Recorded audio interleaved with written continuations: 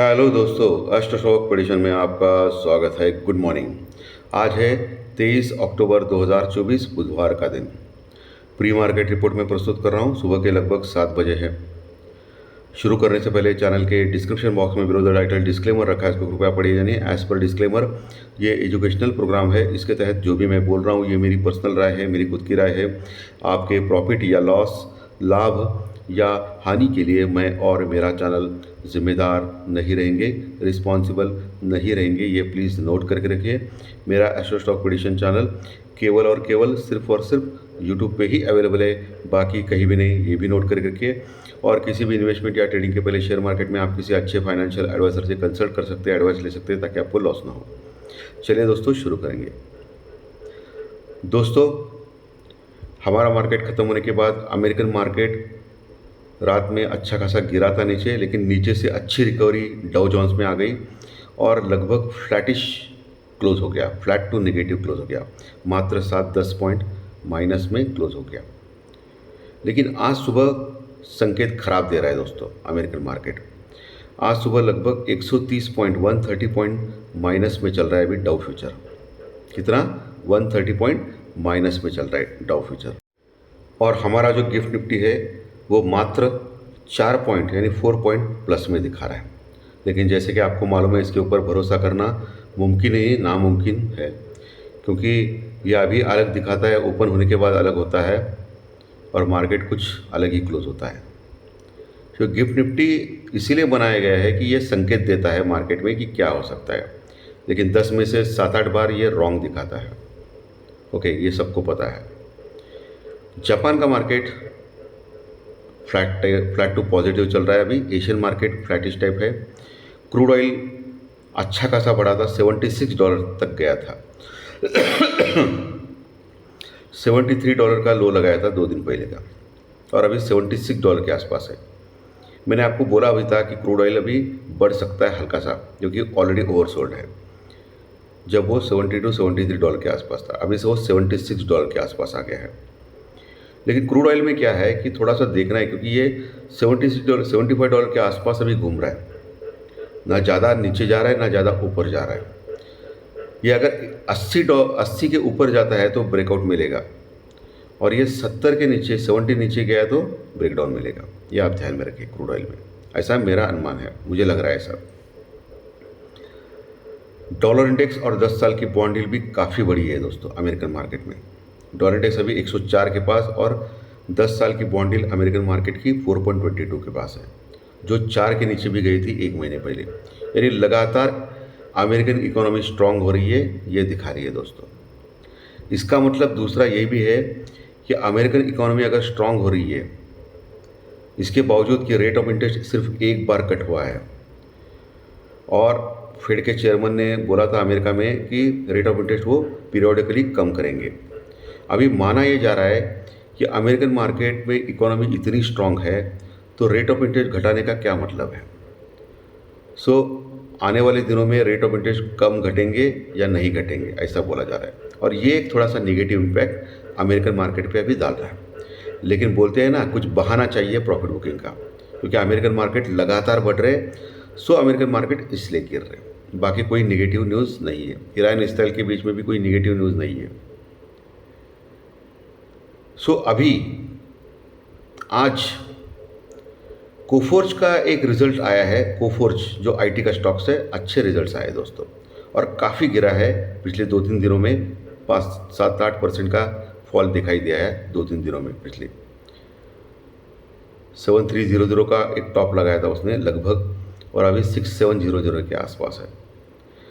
तो ये अगर नीचे आपको मिलेगा तो लेने का एक चांस बन सकता है। लेकिन जो भी करना है स्टॉप लॉस या हेजिंग के साथ करें, कम से कम लॉट में काम करें, और ये अपने फाइनेंशियल एडवाइजर से कंसल्ट कीजिए। ये एक अच्छा ट्रेड का एक सिनारियो दिख रहा है मुझे।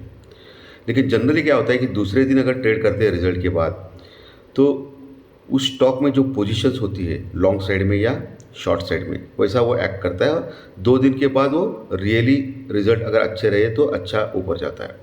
तो आज आपको देखना है उसके बारे में, अगर आपको ट्रेड करना है तो। और मैं हमेशा ये सलाह देता हूँ आप लोगों को, आपको मालूम है कि स्टॉक्स में कैश में कीजिए, ऑप्शन फ्यूचर में करना बहुत ही डेंजरस है। और हमेशा स्टॉप लॉस लगा के कीजिए, हमेशा स्टॉप लॉस लगा कीजिए। और हर स्टॉक में स्टॉप लॉस लगाना बहुत ही अनिवार्य है। अगर stop loss without stop loss के साथ करेंगे तो फंस जाएंगे, क्योंकि स्टॉक्स 10-10% का नीचे डाउनफॉल देते हैं अचानक। सो स्टॉप लॉस लगाना बहुत ही इम्पोर्टेंट होता है। स्टॉप लॉस से आपके पैसे बच जाते हैं, ज़्यादा लॉस होने से आप लोग बचते हैं। तो ये इम्पोर्टेंट चीज़ होती है। कल एफआई ने फिर से ज़बरदस्त सेलिंग की। कल एफआई ने लगभग 3,000 करोड़ के आसपास का माल कैश में सेल किया और डीआई ने 5,000 करोड़ के आसपास का माल बाई किया। डीआई की बाइंग जो है कैश में, डीआई यानी हमारे लोग म्यूचुअल फंड वाले, वो एफआई के सेलिंग से भी ज़्यादा है। इसके बाद भी मार्केट बुरी तरह गिरा। इसका मतलब रिटेलर्स घबरा गए दोस्तों। एफआई ने सेलिंग कम की है लेकिन डीआई ने बाइंग ज़्यादा की है, तो मार्केट को संभलना चाहिए, उल्टा बढ़ना चाहिए, लेकिन मार्केट ज़्यादा गिरा। तो ये घबराहट दिखा रहा है दोस्तों मार्केट में। वैसे इंडिया वीक जो घबराहट का इंडेक्स है वो अभी 14.40 के पास है। कल 4.5-5% बढ़ा था। ये अगर 15 के ऊपर गया तो और मामला बिगड़ जाएगा। लेकिन अभी हो रहा है कि निफ्टी का जो पुट कॉल रेशो है वो 0.70 के पास है और बैंक निफ्टी का पुट कॉल रेशो 0.80 के पास है लगभग। सो ओवरसोल्ड के आसपास आ चुका है। तो निफ्टी में एक ज़बरदस्त बाउंस बैक ड्यू है दोस्तों। लेकिन फिर से वही कहानी है, ऊपर जाने के बाद फिर लोग क्या करेंगे, प्रॉफिट बुक करेंगे या शॉर्ट करेंगे, सेल ऑन राइज का मार्केट। यही प्रॉब्लम चल रहा है मार्केट में, निफ्टी में। आज का जो क्लोजिंग है निफ्टी का बहुत ही इम्पोर्टेंट रहेगा। आज भी अगर 24,500 के नीचे अगर क्लोज करता है तो मामला बिगड़ सकता है। अभी ढंग ढंग का सपोर्ट सिर्फ एक ही बचा है निफ्टी में, 24,400, 24,400 का लेवल। अगर ये भी लेवल तोड़ता है और नीचे जाता है और टिकता है तो फिर 24,000, 24,100, 24,000, 24,100 के आसपास तक आराम से आ सकता है निफ्टी। ये ध्यान में रखिए दोस्तों, आने के चांसेस ज़्यादा है। होने के लिए मार्केट में कुछ भी हो सकता है, लेकिन जो टेक्निकल सपोर्ट के तौर पे 24,400, 24,400 तक टूट गया तो फिर 24,000, 24,100 या 24,000 एटलीस्ट 800-900 भी, 23,800-900 भी आने के चांसेस ज़्यादा है। 23,800-900 ये नीचे के लेवल पे आपको ध्यान रखना है। कल के सत्र में निफ्टी लगभग 310 पॉइंट माइनस में क्लोज हो गया था, 24,470 के पास, 24,470 के पास। ऊपर अगर जाने लगा तो 24,550, 24,550 ये लेवल मार्क करके रखना है। ये एक कॉल राइटिंग का जोन है। उसके ऊपर अगर टिक गया तो 24,650 से लेकर 24,700 का लेवल तुरंत आ सकता है। 24,650 से लेकर 750 के आसपास का लेवल। मोटा मोटी एक अच्छा रजिस्टेंस यानी रुकावट अगर देखेंगे आपको तो 24,800 के पास, 24,800 के पास एक ढंग का ज़बरदस्त रजिस्टेंस रुकावट है। 24,800, 900 और 25,000 ये करोड़ों में कॉन्ट्रैक्ट जुड़ चुके हैं कॉल राइटिंग यानी मंदी करने वाले लोग। तो वहाँ आने के बाद फिर से प्रॉफिट बुकिंग आ सकती है या पुट लेने का अच्छा चांस है विथ स्टॉप लॉस दोस्तों। ठीक है, ये आप ऊपर और नीचे के लेवल निफ्टी में मार्क करके रखिए। वही बैंक निफ्टी 51,000 के नीचे अगर जाता है तो ख़राब हो जाएगा, तो फिर 50,000 तक जाने का खतरा है बैंक निफ्टी में। 50,000 एक अच्छा सपोर्ट रहेगा बैंक निफ्टी में नीचे के लेवल पे।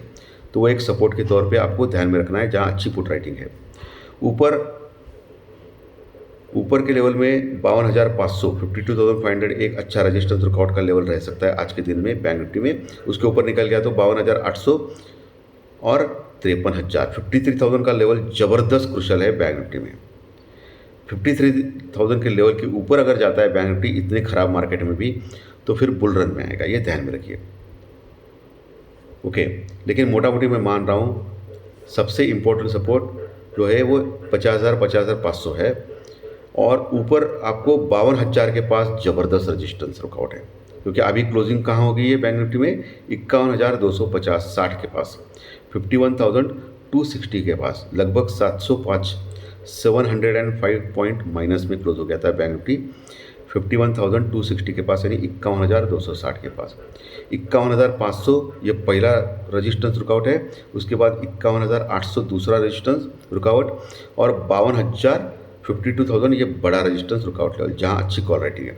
लेकिन ऊपर के लेवल भी मैंने डिस्कस किए 52,500 53,000 ये भी बड़े रेजिस्टेंस रुकआउट है जहाँ अच्छे खासे कॉन्ट्रैक्ट से कॉल राइटिंग में बैंक निफ्टी में।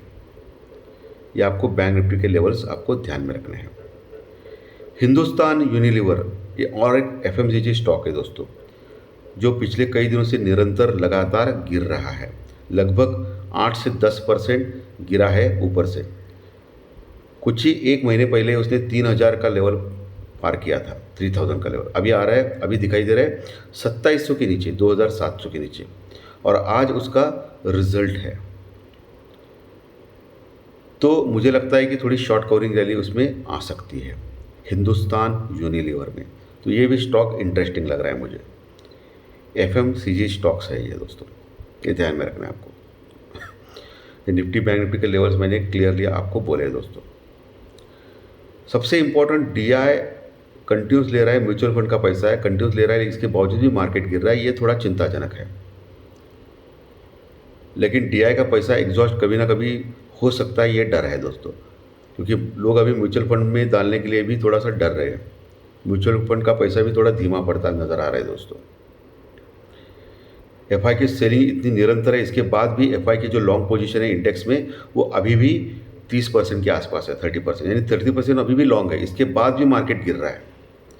तो मैंने जैसे बोला कि ये कनाडा का इशू भी है, लगातार एफआई बेच रहे हैं, ऐसा मुझे लग रहा है। सो ये डेंजरस साइन है मार्केट के लिए, ये आपको ध्यान में रखना है दोस्तों। अभी ग्लोबल मार्केट ख़राब नहीं हुआ है और हम लोग इतने ख़राब हो गए।